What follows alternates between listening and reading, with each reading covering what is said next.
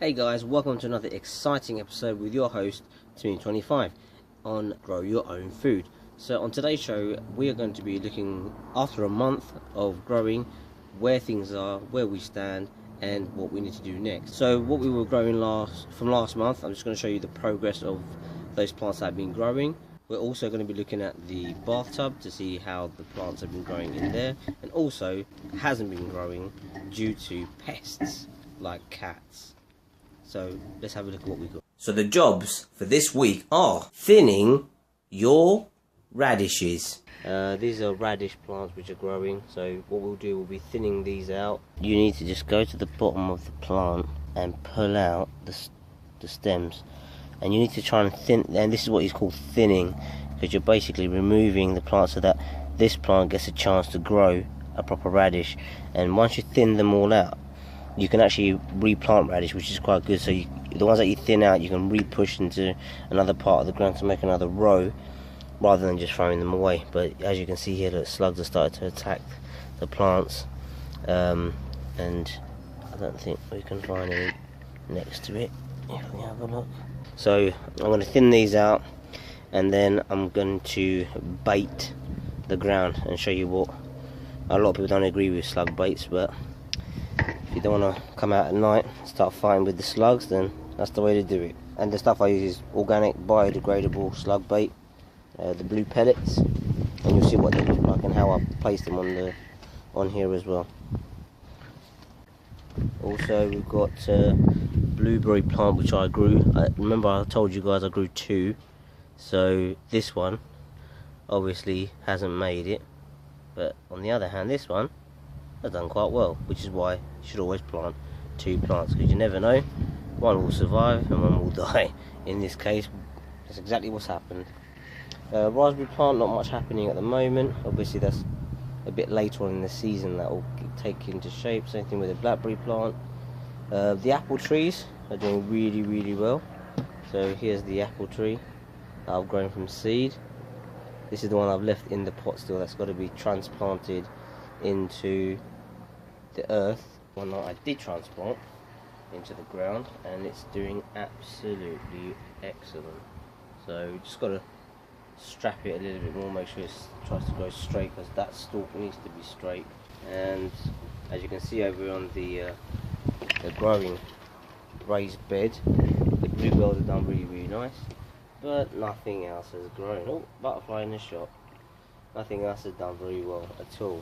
I have had some big issues with pests on this side, I must admit, but hopefully something will survive and grow here. Otherwise this is a total loss for this year. So where the point of growing is, there's nothing there on a whole side. So sometimes you win some, sometimes you lose some. The pear tree is doing quite well as well. It's fruiting, it started to flower, which starts to come into season now. So you've got the flowers here, which each of those little buds there, I don't know if you can see those little buds there, they're all going to be, they'll turn into pears. But the plant will decide itself whether it can hold that many and destroy whatever it doesn't need. And also we're going to be looking at strawberry plants and best ways to get them growing, because we're in April now, so obviously the seasons began to start getting your strawberry plant out to start growing. The weather's been a bit funny in some parts of the country, it's been a bit funny down here as well, but hopefully I'll show you how to prepare your strawberry plants so that they can grow lovely big strawberries and the different varieties that there are available on the market. So the jobs for this week are cleaning out your strawberry plants. Alright, so here we have our strawberry plants, and basically strawberry plants have got, they grow obviously through the year, they get green leaves, and then as the year ends they all turn to brown and start to die. Like you can see there, they're all brown and dead. So what's the best thing to do every year comes around?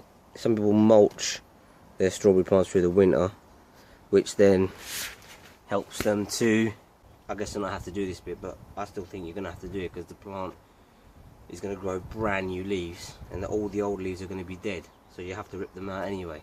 So I don't bother, I just leave them in my greenhouse for the whole of winter, and then I deal with it in the spring, or yeah, in springtime.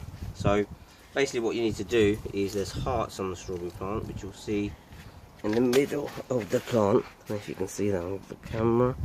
Let's have a look. Yeah, in the middle there, that's a heart there of the plant. That's where all the shoots are going to come from, and hopefully the fruit is going to come from as well. And what you need to do is you need to rip out and clean all of these dead leaves basically, and you'll find little things in there like, guess what, our little friend the snail in there. You basically have to just go through, try and get all of this stuff out of here basically, until it looks, you just got to be really careful that you don't rip any of your strawberry plants itself.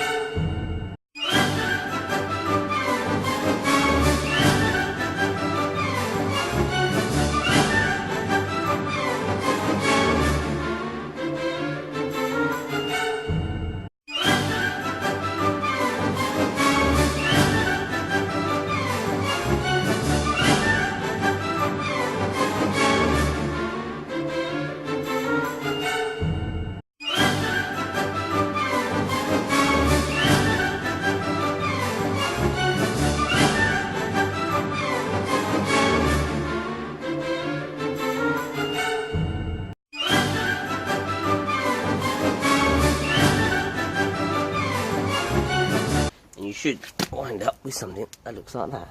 See how much better that looks now? So now the sun can get to the earth and to the plants. When you water it, you're not watering dead stuff, and you get better strawberries. So I've got a few more to do, as you can see behind me.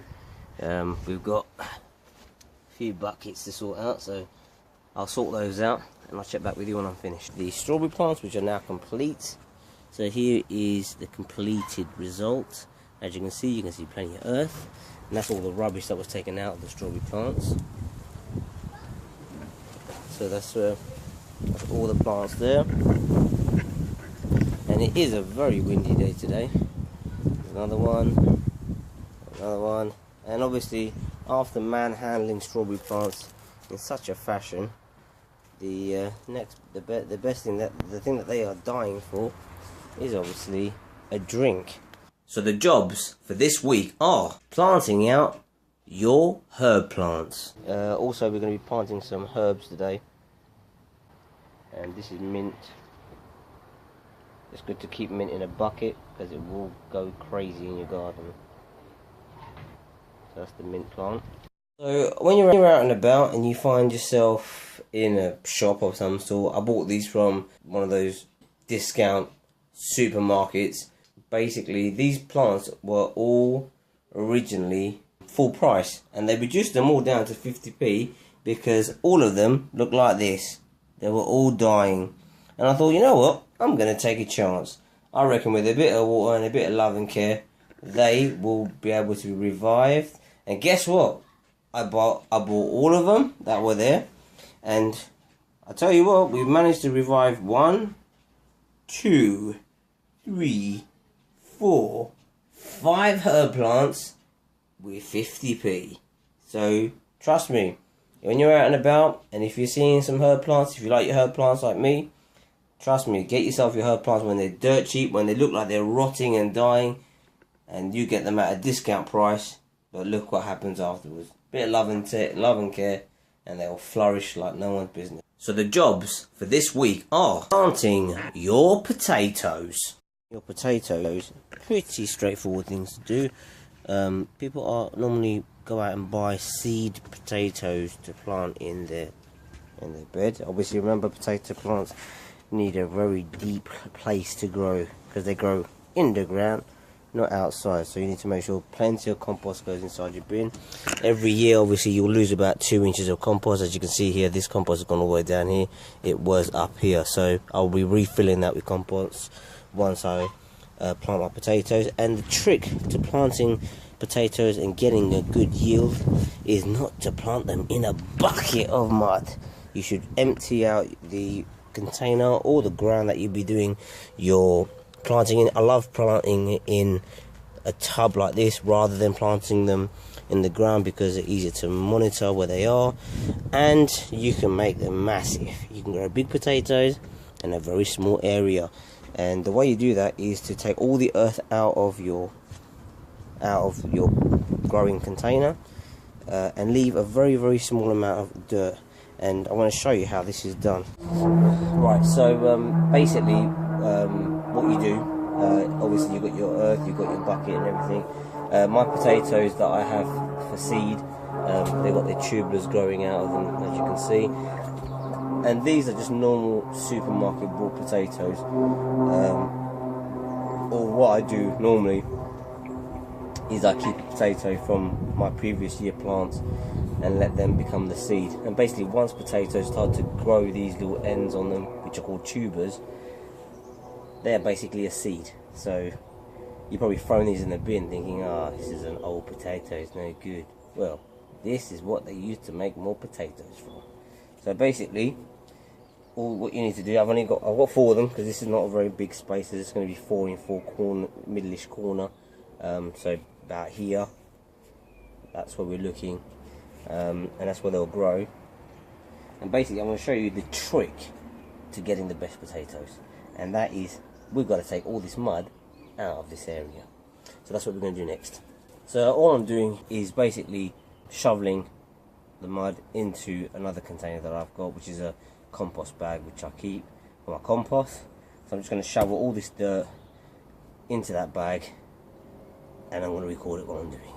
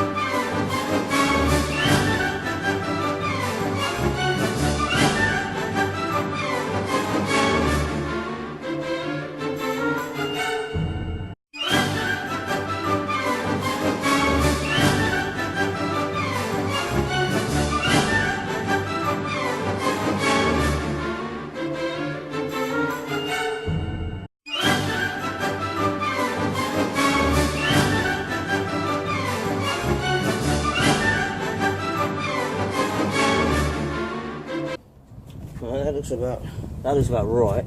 Let's just check the level on this.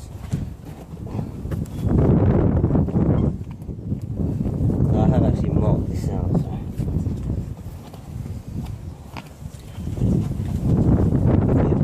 it looks about right. So now what you need to do is obviously dig a hole with our hand where our potato is going. Take your potato, shove it in the ground, cover it up, and that's that. Take another potato, grab that, in the ground, cover it up. Another potato, in the ground, cover it up. Last but not least,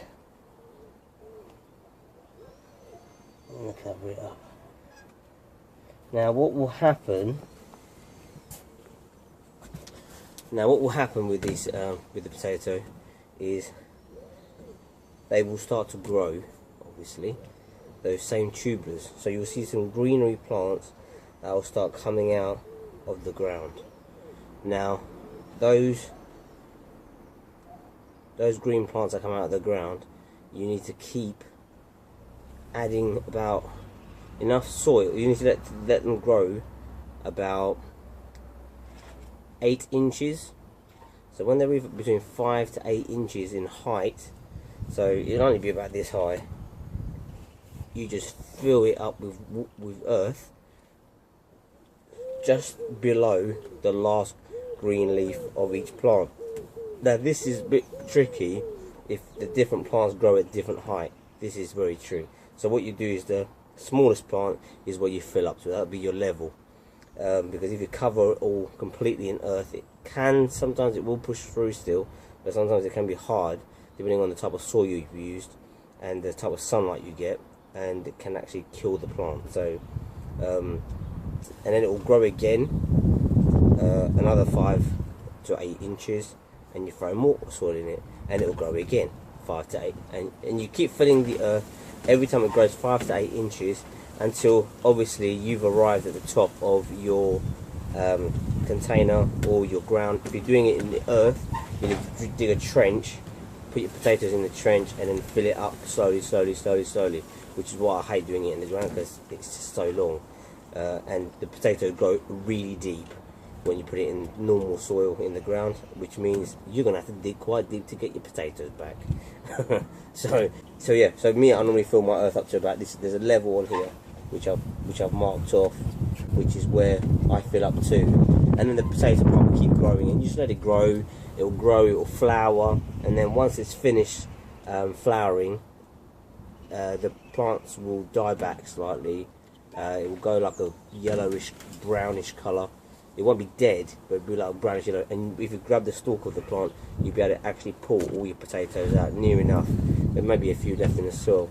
Very important when you harvest potatoes to make sure that you get all of it out of the soil, and you don't use the same soil next year. You change your soil, because the soil can become poisonous for you to grow potatoes in, because potatoes can release a toxin which makes them poisonous for you to consume. So make sure you do not use the same soil over and over and over again. I mean, 2-year cycle is okay, but more than that is too much. So that's how you grow magic potatoes, and we're going to check in with these as the year goes through. Obviously, give you guys an update on how things are going, and obviously if there's any questions or any comments that you guys want to add, please don't forget to put it at the bottom of the screen, and that's your lot.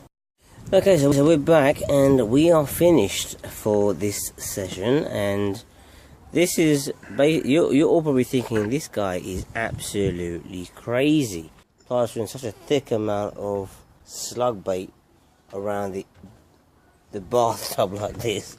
There's like a blue bathtub now, but now I don't have to come out here and do this probably for about 4 weeks to 6 weeks time.